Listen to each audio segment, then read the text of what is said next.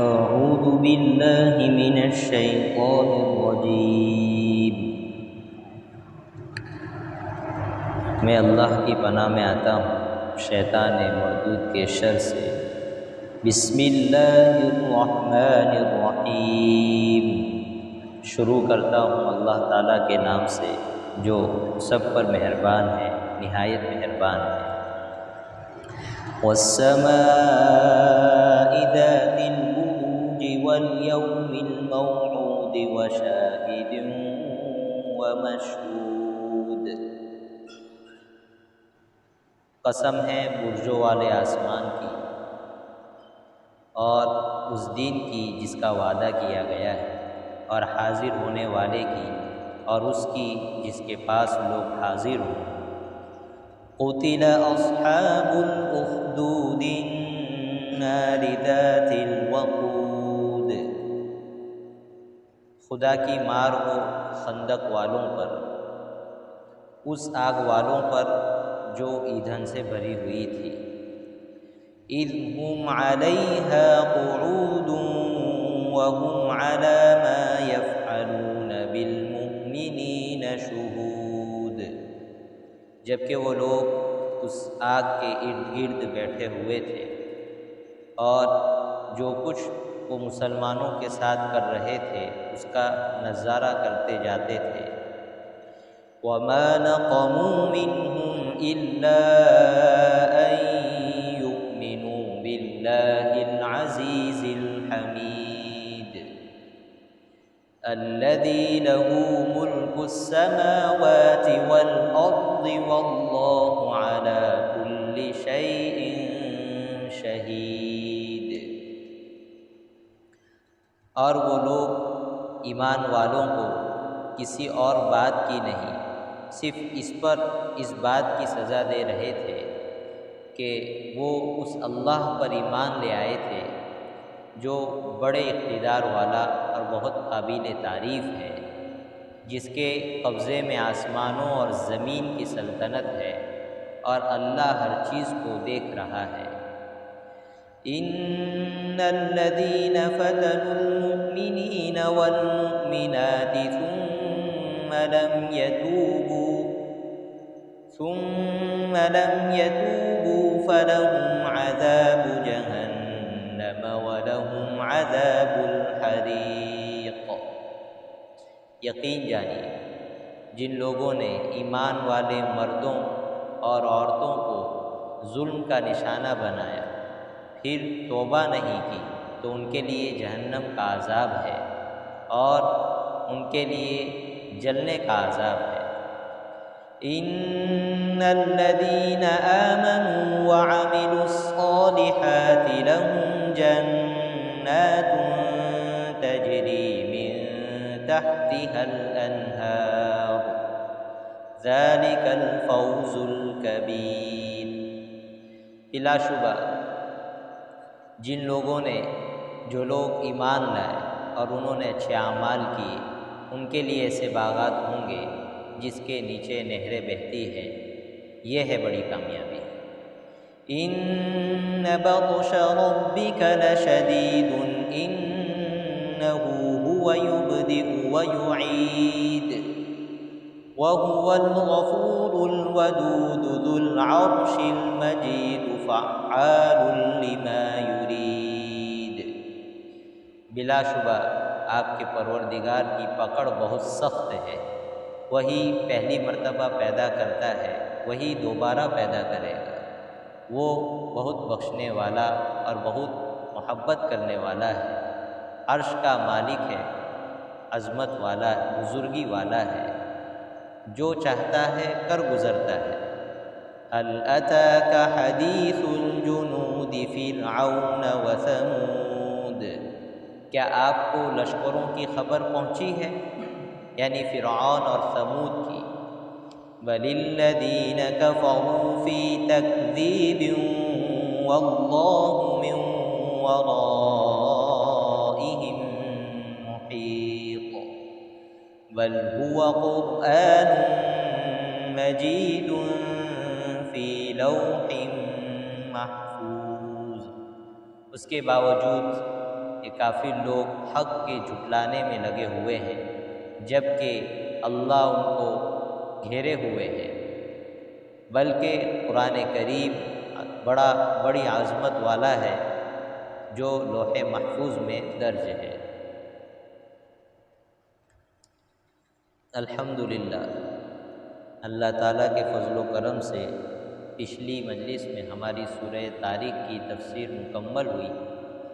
اس مجلس میں ہماری سورہ بروج کی پوری تفسیر ہوگی انشاءاللہ تعالی۔ یہ سورت ہے، اس کا نام ہے بروج، مکہ میں نازل ہوئی۔ برج کی جماعت یہ بروج، بہو وچن ہے اس کا۔ ایسے تو کہتے ہیں بڑے بڑے محل ہوتے ہیں، اس کو کہتے ہیں وَلَوْ كُنْتُمْ فِي بُرُوجٍ مُّشَيَّدَةٍ، قرآن نے دوسری جگہ کہا ہے کہ تم مضبوط محلات میں بھی جا کر چھپ جاؤ اور اپنے کو سیف کر لو تو بھی موت سے بچ نہیں سکتے، موت تمہیں جو ہے وہاں بھی آ کر پکڑ لے گی۔ یہاں پر مراد بڑے بڑے ستارے ہیں۔ چونکہ اس سورت کی آیت کی پہلی آیت جو ہے اس میں یہ لفظ اور ورڈ آیا تھا، اس وجہ سے سورت کا نام رکھ دیا بروج، سورۃ البروج۔ مکہ میں نازل ہوئی ہے، 22 آیتیں ہیں، اس میں ایک رکوع ہے۔ اس سورت میں ٹاپک کیا ہے؟ اس سورت میں خاص ٹاپک تو کافروں کو سنایا جا رہا ہے کہ تم جو بدماشی پر تلے ہوئے ہو، حضور اقدس صلی اللہ علیہ وسلم کے زمانے کے کافروں کو، تو اللہ تعالیٰ اپنی قدرت کو یاد دلاتا ہے کہ تمہیں ہماری قدرت سے بے خوف نہیں ہونا چاہیے، تم انڈر کنٹرول ہو، ہماری پہنچ سے باہر نہیں ہو۔ اور وہ لوگ چونکہ ایمان کی بنیاد پر ایمان والوں کو تکلیف پہنچاتے تھے، مکہ میں جو مسلمان تھے ان کو ستاتے تھے، تو اللہ تعالیٰ نے ایمان والوں کی تسلی کے لیے اور کافروں کی دھمکی کے لیے پہلے جو لوگ گزرے ہیں ان میں سے ایک واقعہ کوٹ کیا ہے۔ یہ واقعہ اصحاب الاخدود کے نام سے مشہور ہے، خندق والوں کا واقعہ کیا ہوا تھا اس کی اپنی تفصیل ہے۔ بہرحال اس صورت میں اس واقعے کو قرآن نے صرف شارٹ میں کوٹ کیا ہے کہ بھائی خندق والوں کا واقعہ یاد کیا کرو کہ جنہوں نے جو ہے مسلمانوں کو صرف ایمان لانے کی وجہ سے جلا دیا تھا واقعہ۔ اب یہ واقعہ کون سا تھا، کہاں کا تھا، یہ پوری تفصیلات قرآن ذکر نہیں کرتا ہے۔ قرآن صرف اتنی بات بتلانا چاہتا ہے کہ ایمان قیمتی چیز ہے، اس کی وجہ سے حالات تمہارے اوپر آ سکتے ہیں، پہلے لوگوں پر بھی آئے ہیں، لہذا تمہیں تو صبر سے کام لینا ہے اور ایمان کا سودا نہیں کرنا ہے۔ اور ساتھ میں جو ایمان والوں کے ساتھ بدماشی کرتے ہیں اللہ ان کو دھمکی بھی دیتا ہے کہ تم بھی چھپنے والے نہیں ہو، ایک دن آئے گا کہ ہم سب کے بارے میں صحیح فیصلے کر دیں گے، قیامت کا دن ہوگا۔ دنیا میں جتنے بھی واقعات ہوئے ہیں، چاہے ان کے صحیح فیصلے ہوئے ہیں چاہے غلط فیصلے ہوئے ہیں، وہ سب ریپیٹ کیے جائیں گے اللہ کی عدالت میں، سب کے واقعات اور سب کے مقدمے پھر سے اوپن ہوں گے اور اللہ تعالیٰ ہر ایک کا صحیح فیصلہ کر کے صحیح انصاف قائم کر دے گا، حتیٰ کہ جانوروں کے درمیان بھی انصاف قائم کر دے گا۔ بہرحال یہ اللہ کی شان ہے، 50,000 سال کے برابر وہ ایک دن ہوگا قیامت کا جس میں سب کے سب معاملات جو ہے پورے کر دیے جائیں گے۔ یہاں پر جو واقعہ کوٹ کیا ہے قرآن نے اس کی تھوڑی تفصیل جو ہے احادیث میں آتی ہے۔ اس طرح کے بہت سے واقعات ہوئے، خندق یعنی زمین کے اندر گڑھے کھود کر اس میں آگ جلا کر مسلمانوں کو یوں پکڑا کے بول بھائی تو ایمان پر باقی ہے یا تو دھرم پریورتن کرتا ہے؟ اس نے کہا بھائی نہیں کرتا، میں تو ایمان پر باقی رہوں گا، مجھ سے جو ہے تم سب کچھ چھین سکتے ہو، میرا اللہ اور اس کا رسول نہیں چھین سکتے۔ یوں پکڑا اور آگ میں ڈال دیا، دوسرے کو تیسرے کو اس طرح پکڑ کے، اس طرح کے واقعات 2-3 پیش آئے۔ اب اس میں سے کون سا ہے وہ تو نہیں معلوم، لیکن صحیح حدیث میں ایک لمبا چوڑا واقعہ خندق والوں کا ذکر کیا گیا ہے۔ اس کی تفصیل اور ڈیٹیل یہ ہے کہ ایک بادشاہ تھا یمن کا، نجران کے قریب، اس کا نام تھا یوسف ذو نواس۔ یہ یہودی عقیدہ رکھتا تھا اور جیسے ہوتے ہیں نا ایک دم متشدد قسم کے لوگ کہ ہمارا دھرم ہی صحیح ہے اور کسی اور کو برداشت نہیں کریں، اس طرح کے، یہ ان میں سے تھا۔ اور یہ حضور اقدس صلی اللہ علیہ وسلم کے زمانے سے 70 سال پہلے کا واقعہ، حضور کی دنیا میں آنے سے پہلے۔ تو اس زمانے میں جو سچا دین تھا وہ حضرت عیسیٰ علیہ السلام والا سچا دین تھا، اللہ کے یہاں اسی کو مانا جائے گا، حضرت عیسیٰ کے دین۔ اور اس دین کے صحیح پیروکار اور فالو کرنے والے بھی موجود تھے اور اس دین کے علماء بھی موجود تھے۔ تو یوسف ذو نواز جو بادشاہ تھا اس کا ایک نجومی تھا، درباری نجومی ہوتے ہیں نا جو ستاروں کی چال دیکھ کر اور شیطانوں سے اس سے ان کی ودھی کر کے جو ہے کچھ باتیں معلوم کر لیتے ہیں، ایسا کالا علم اس کے پاس تھا۔ بعض لوگ کہتے ہیں نجومی تھا، بعض کہتے ہیں جادوگر تھا وغیرہ۔ اس نے بادشاہ سے ریکویسٹ کی کہ اب تو میں بوڑھا ہو گیا، مر جاؤں گا، تو میں چاہتا ہوں کہ آپ مجھے کوئی ایک دم ہوشیار قسم کا بچہ مجھے دیجیے، میں اس کو اپنا یہ کالا جادو سکھا دوں گا تو آپ کو آگے حکومت میں کام لگے گا۔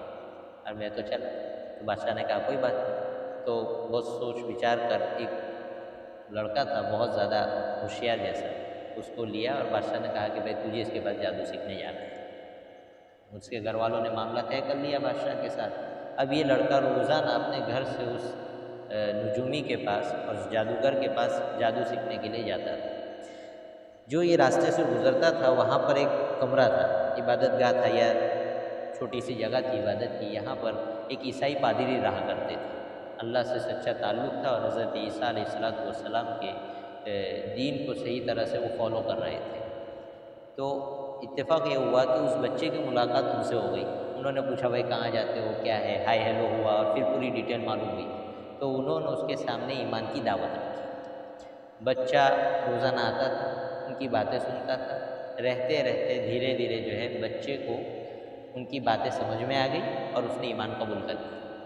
اب اس کی روزانہ کی ڈیوٹی تھی کہ وہ گھر سے نکلتا تھا جادوگر کے پاس جانے کے لیے، لیکن پہلے جو ہے اس کا اسٹاپ ہوتا تھا ان کے پاس، ان عالم صاحب کے پاس بیٹھتا تھا، دین کی باتیں سنتا تھا، حتیٰ کہ یہاں تک لکھا ہے کہ ان کے پاس جانے کی وجہ سے آتے ہوئے بھی جاتا تھا اور جاتے ہوئے بھی جاتا تھا، تو دونوں طرف آنے جانے میں دیر سے پہنچتا تھا۔ جادوگر کے پاس بھی دیر سے پہنچتا تھا اور گھر بھی دیر سے پہنچتا تھا، اور دونوں طرف اس کو مار پڑتی تھی کہ تو کیوں لیٹ آیا، تو سچ تو بتا نہیں سکتا تھا، مارتے تھے۔ اب یہاں سے جب گھر جا رہا ہے تو وہاں بھی لیٹ پہنچ رہا ہے تو وہاں بھی مار پڑ رہی، لیکن اس نے صرف سچ بات سیکھنے کے لیے اور صحیح دین پانے کے لیے یہ سب قربانیاں دی، مجاہدے برداشت کیے۔ ایک دن ایسا ہوا کہ اپنی روٹین کی ڈیلی روٹین ہوتی ہے، ایسے گھر سے نکلا تو دیکھا کہ لوگ سب رکے ہوئے ہیں اور بیچ میں اژدہا جیسا بڑا جو ہے سانپ ہے، راستہ کراس کرنے کے لیے لوگ رکے ہوئے ہیں اور وہ بس وہیں رکا ہوا ہے اور لوگوں کی آمد و رفت آنے جانے کا راستہ بند ہو گیا۔ اب اس بچے کے دماغ میں کیا سوچی، اس نے ایک کنکری اٹھائی اور دل میں دعا کی کہ اللہ مجھے جادوگر بھی سکھاتا ہے اور وہ پادری بھی سکھاتا ہے، اب مجھ میں اپنے میں تو کچھ سمجھ ہے نہیں کہ سچی بات کیا ہے، تو یا اللہ اگر پادری کا دین سچا ہے اور اس کا علم سچا ہے تو اس پتھر سے سانپ کو مار دے، ختم کر دے، اور اگر جادوگر کا علم سچا ہے تو اس اژدہے کو زندہ رکھنا، کچھ مت ہونے دینا۔ یوں کر کے اس نے بھیڑ میں سے پتھر مارا تو وہیں وہ اژدہا ختم ہو گیا، مر گیا۔ اب اتنے سے پتھر سے اژدہا مر جائے گا تو شور شرابہ تو ہوگا۔ لوگوں نے کہا بھائی اس آدمی کے پاس کوئی علم ہے الگ، بچے کے پاس تو پاپولر ہو گیا وہ، جی بہت لائق مل گئے اس کو، آنن فانن۔ تو بادشاہ کے دربار میں ایک وزیر قسم کا آدمی تھا، اندھا تھا۔ اس نے جب یہ سنا کہ بھائی اس کے پاس تو کوئی دوسری شکتیاں ہیں اور یہ ہے وہ ہے، تو چلا گیا وہ تنہائی میں ملنے کے لیے بچے کے پاس اور یہ کہا کہ اگر تو اپنی شکتی سے میری آنکھیں واپس کر دے تو تجھے جتنی دولت چاہیے سب دے دے۔ تو اس نے کہا کہ دیکھ میرے اندر کوئی کمال نہیں ہے، البتہ مجھے تیری دولت بھی نہیں چاہیے، اگر ایک بات پر تو ایگری کرتا ہے تو تیری نگاہیں واپس آ جائیں گی۔ تو کہا کیا ہے؟ تو کہا کہ تو ایمان لے آ اور اللہ کا تعارف کرایا، دین کا تعارف کرایا۔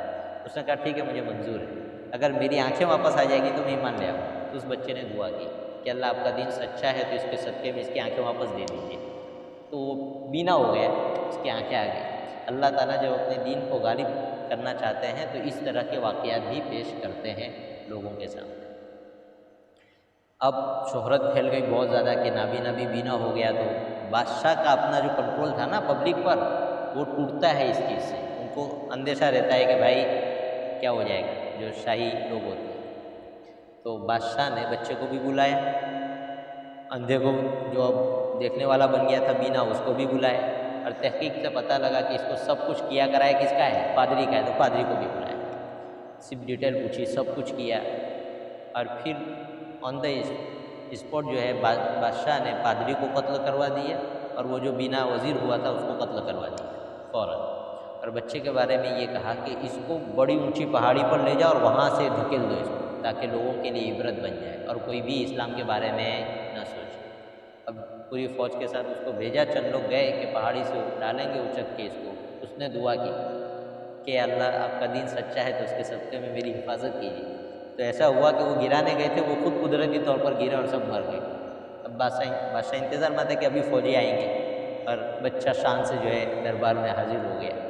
بادشاہ ایک دم سرپٹا گیا کہ بھئی جو ساتھ میں گئے تھے وہ کہاں گئے؟ کہا وہ سب اس رب نے مار دیے جس کو میں مانتا ہوں، ختم ہو گئے۔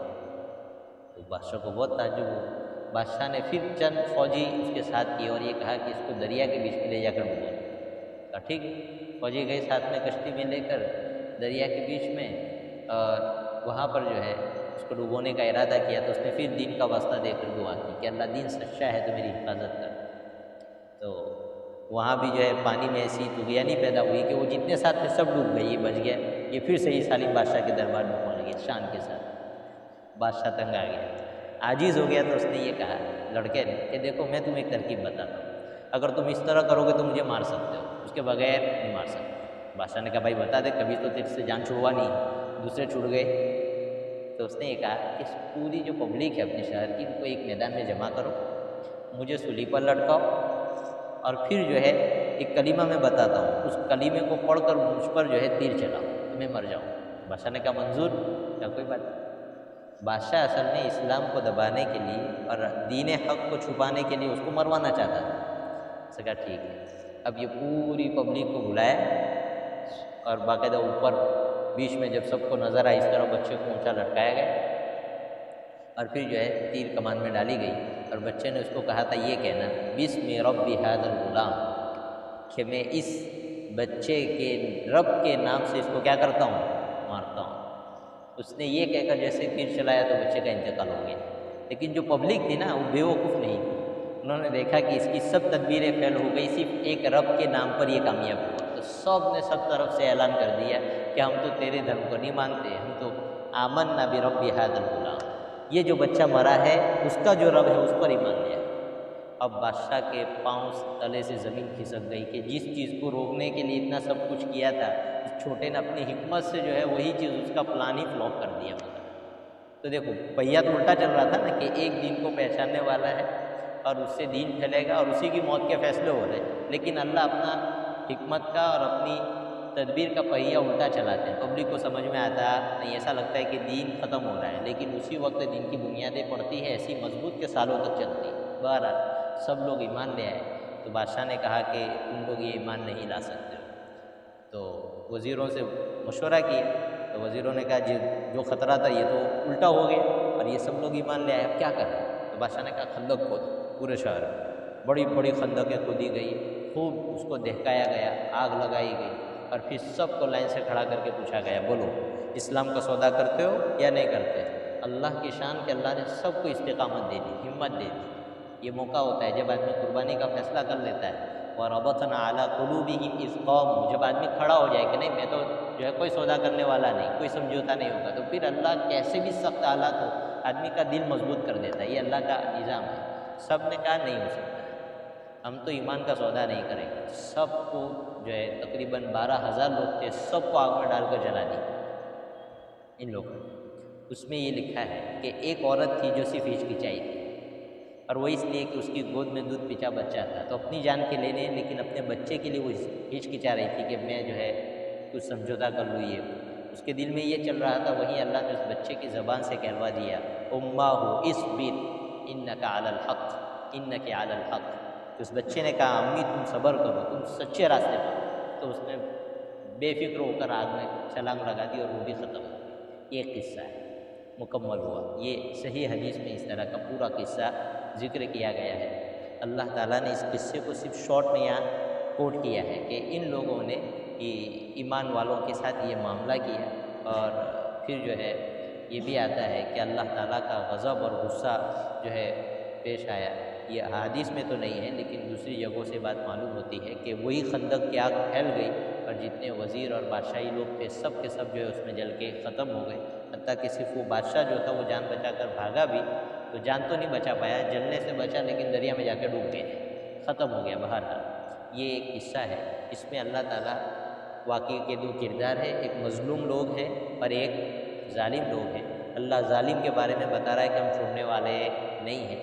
اور اس صورت میں مظلوم کے بارے میں اللہ بتا رہا ہے کہ تمہاری قربانی بیکار جانے والی نہیں ہے، ہم آخرت میں بہت بڑا تمہیں بدلہ دینے والے ہیں۔ یہ اس پوری صورت کا خلاصہ ہے، اور مکہ کے کافروں کو سنایا گیا۔ مطلب کیا ہے؟ مطلب یہ ہے کہ جس طرح ان لوگوں نے ظلم کیا اور وہ نہیں بچے تھے، اس طرح تم بھی آج ظلم کر رہے ہو لیکن تم بچنے والے نہیں ہو۔ اور مکہ کے مسلمانوں کو اس وقت تسلی دی جا رہی تھی کہ تمہیں بھی پریشان ہونے کی ضرورت نہیں ہے، تمہاری یہ قربانی بیکار جانے والی نہیں۔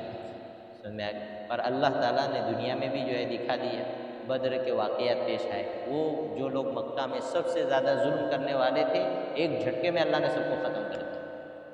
یہ بات ہے، تو اللہ دنیا میں بھی سزا دیتا ہے اور آخرت میں بھی سزا دیتا ہے، لیکن اللہ کی کبھی ایسی حکمت ہوتی ہے کہ دنیا میں اللہ پکڑ کرتا نہیں ہے، لیکن آخرت میں 100/100 جو ہے کافروں کی پکڑ ہونی یعنی ہونی، کوئی بچ کے جا سکتا نہیں ہے۔ یہ اس پوری صورت کا خلاصہ ہے، ترجمہ آپ کے سامنے کر دیا تھا۔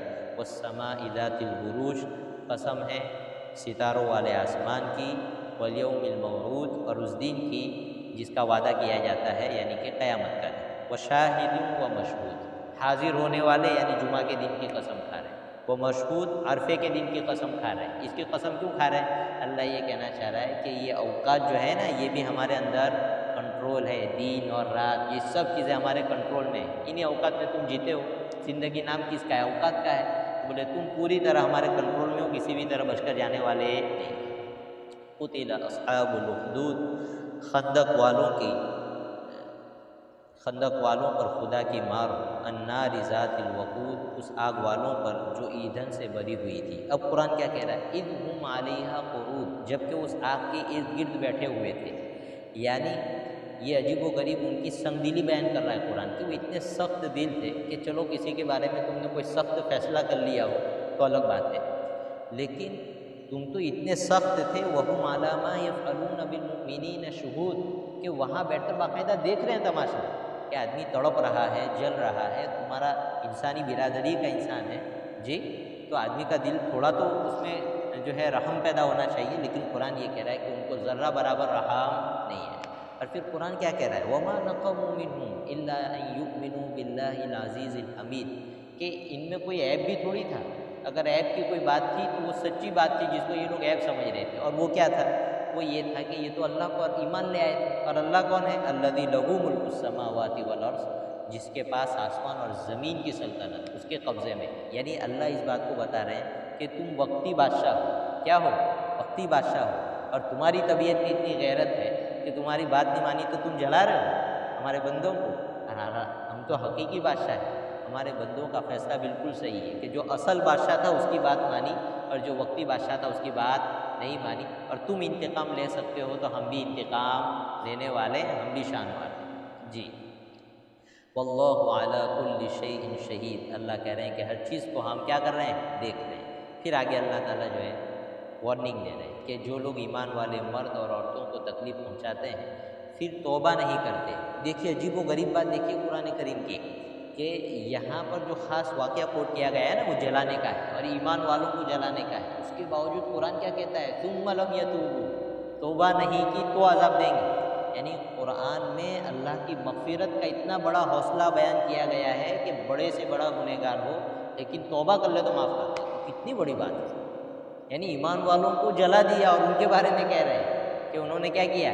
تکلیف پہنچائی۔ حسن بصری رحمۃ اللہ علیہ فرماتے تھے کہ اللہ کی مغفرت کا یہ حوصلہ تو دیکھو کہ اللہ پھر بھی معاف کرنے کے لیے تیار ہے، لیکن شرط یہ ہے کہ کیا کرے آدمی؟ توبہ کرے۔ اس لیے اس سے ایک بات یہ بھی معلوم ہوئی کہ آدمی گناہ کرے تو نا امید ہو، کیا نہ ہو؟ نا امید نہ ہو۔ شیطان کبھی گناہوں کی وجہ سے آدمی کو بالکل نا امید کر دیتا ہے کہ میری کیسے مغفرت ہوگی، میرے بہت سارے گناہ ہیں، ایسی بات نہیں ہے۔ حدیث میں بھی آتا ہے تو حضور نے فرمایا کہ تم میں سے کوئی آدمی موت کی تمنا نہ کرے۔ کیوں نہ کرے؟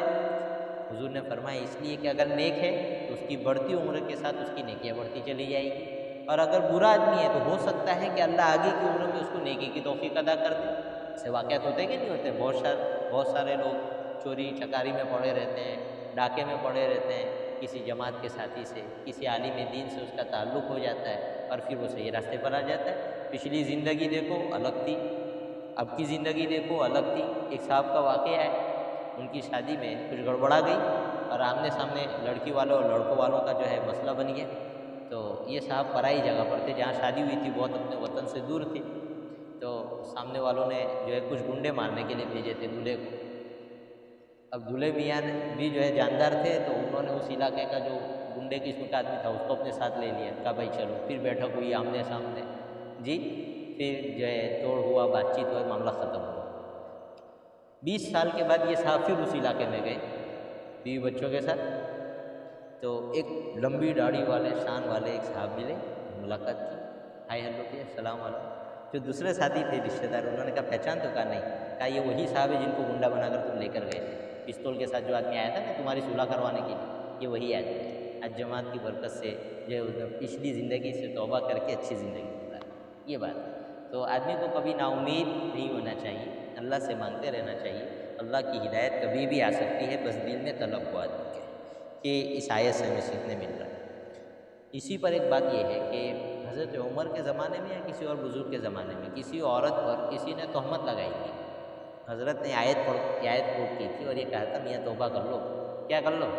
تم نے ایک ایسی بات جس کی سچی حقیقت تم کو معلوم نہیں ہے اپنے مومن بھائی یا مومن بہن کے بارے میں کہی ہے، اب اس کو پتہ لگے گا تو تکلیف ہوگی یا نہیں ہوگی؟ پر توبہ نہیں کرو گے اس پر تو پھر کیا ہوگی؟ سزا بھی ہوگی۔ لہٰذا توبہ کر لینی چاہیے۔ لہٰذا ہم جن لوگوں کے بارے میں الٹی سیدھی باتیں بغیر تحقیق کے کہہ دیتے ہیں، جب تک سامنے والے کو معلوم نہ ہو غیبت آپ نے کی ہے، تو جس کے سامنے غیبت کی تھی اس کو کہہ دو کہ بھائی وہ بات غلط تھی، کیا تھی، اور سامنے والے کو پتہ لگ گیا جس کے بارے میں آپ نے کہا ہے اس کی غیبت کی، اس کو پتہ لگ گیا آپ نے یہ بات جو ہے اس کے بارے میں کہی ہے، تو پھر اس سے معافی مانگنا ضروری ہے، کیونکہ اب اس کو کیا ہو گیا، علم ہو گیا، اس کو تکلیف ہو گئی۔ بہرحال یہ اس آیت میں سیکھنے کا ہے۔ اللہ تعالیٰ آگے وعدہ کرتے ہیں کہ جو ایمان والے ہیں، ظالموں کو تو بتا دیا کہ ظلم کیا ہے، توبہ نہیں کرو گے تو جہنم کا عذاب ہے، اور اس میں خاص طور سے کہہ رہے ہیں وَلَهُمْ عَذَابُ الْحَرِيقِ، جلانے کا عذاب دیں گے، یعنی جہنم میں الگ الگ عذاب ہوں گے، بہت کھلتا ہوا پانی پلایا جائے گا، کانٹے دار جو ہے پھل کھلائے جائیں گے، اسی طرح توق پہنائی جائے گی، اور بھی بہت سارے عذاب ہوں گے، اونچے اونچے پہاڑ پر چلایا جائے گا آدمی کو، یہ بہت سارے عذاب ہیں، ان میں سے ایک کیٹیگری یہ سب سے سخت عذاب ہے جلانے کا عذاب۔ تو کہہ رہے ہیں ہم ایسے لوگوں کو جلائیں گے جہنم کے عذاب میں لے جا کر، اور جو ایمان لائے اچھے اعمال کیا، اللہ کہہ رہے ہیں ان کو بہترین باغات والی جس کے نیچے نہریں بہتی ہوگی ایسی جنت میں پہنچائیں گے۔ اور اللہ یہ کہہ رہے ہیں ذالک الفوز الکبیر، یہ بڑی کامیابی ہے۔ آج کی دنیا کہہ رہی ہے نا کہ تم مالدار ہو جاؤ، کاروباروں میں گھومو، یہ کامیابی ہے، حلال حرام کی تمیز کو ختم کر کے یہ کامیابی نہیں ہے۔ قرآن تو کہہ رہا ہے یہ بڑی کامیابی ہے۔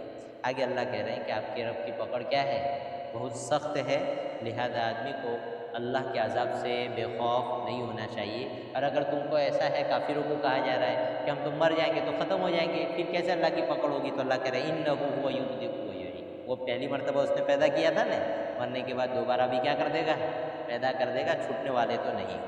اللہ کیسا ہے؟ اللہ امید دلا رہا ہے، وہو الغفور، اللہ بہت زیادہ معاف کرنے والا ہے، الودود، اللہ بہت زیادہ محبت کرنے والا ہے۔ ہمیں اپنے بچوں سے محبت ہوتی ہے کہ نہیں ہوتی؟ حالانکہ ہم نے ان کو اپنے ہاتھوں سے بنایا نہیں، تو ان سے ہمارے محبت ہے خون کے رشتے کی وجہ سے، اللہ کو اپنے بندوں سے محبت ہے تخلیق کے رشتے کی وجہ سے کہ اس نے پیدا کیا ہے۔ آگے قرآن کہتا ہے کہ هل اتاک حدیث الجنود، اللہ یہ کہہ رہے ہیں کہ چلو اصحاب اخدود کا تو واقعہ ہو گیا، لیکن یہ کافی مزے میں ہے نا ابھی، تو یہ سوچ رہے ہیں کہ ہمارے مزے ہمیشہ باقی رہیں گے۔ قرآن کہہ رہا ہے ایسا نہیں، تمہیں فرعون کا واقعہ ہم نے نہیں سنایا؟ قرآن یہ کہہ رہا ہے سنایا کہ نہیں سنایا؟ وہ بھی بہت مزے میں رہا، آخر تک مہلت دی، لیکن نہیں مانا تو پھر کیا کیا؟ بہت ذلت والے عذاب میں ڈوبو کر مارا اس کو۔ سمود کا واقعہ نہیں سنا؟ سب سے الگ طاقت ان کو دی تھی، سب سے پاور دیا تھا، حکومت دی تھی، لیکن نہیں مانے، ایک وقت تک مہلت دی اور اس کے بعد کیا کر دیا؟ ختم کر دیا۔ تو قرآن یہ کہہ رہا ہے کہ اتنے واقعات پہنچنے کے بعد تو آدمی کو مان جانا چاہیے اور صحیح سمجھ آ جانی چاہیے، لیکن قرآن کہہ رہا ہے بل الذین کفروا فی تکذیب، یہ مکہ کے کافر یہ تو اور جھٹلانے میں لگے، کوئی بھی بات کہو تو بس نہیں ہم نہیں مانتے، تو قرآن یہ کہہ رہا ہے کوئی بات نہیں، واللہ من ورائہم محیط، اللہ ان کو گھیرے میں لیے ہوا ہے، بچ کر جانے والے نہیں ہیں۔ چنانچہ دنیا نے دیکھا وہ کافر ختم ہو گئے، آج وہاں کے علاقے میں کس کا راج ہے؟ اللہ کے دین کا راج ہے، تو یہ معاملہ ہے۔ آگے قرآن کہتا ہے بل هو قرآن مجید، یہ لوگ قرآن کو جھٹلاتے ہیں، تو قرآن کو جھٹلانے کی وجہ سے قرآن کی شان گھٹنے والی نہیں ہے، قرآن تو عظمت والا ہے، فی لوح محفوظ، وہ اللہ کے لوح محفوظ میں پوری طرح محفوظ ہے۔ بہرحال یہ پوری صورت تھی، اس کا خلاصہ یہ ہے کہ ظالم کو ظلم سے روکا گیا ہے اور دھمکی دی گئی کہ بچ کر جانے والا نہیں ہے، اور مظلوم کو یہ کہا گیا ہے کہ کتنا بھی حالات کا سامنا ہو جائے آدمی کو اپنے ایمان کا سودا نہیں کرنا چاہیے، اور آپ کی قربانی کبھی بھی رائے گا جانے والی نہیں ہے۔ اللہ بڑا قدردان ہے، جو آدمی بھی اپنے دین پر باقی رہے گا اللہ اس کو دنیا اور آخرت میں بہت سارے انعامات سے نوازے گا۔ اللہ تعالی ہمیں اپنے دین کی حفاظت کرنے کی توفیق عطا فرمائے۔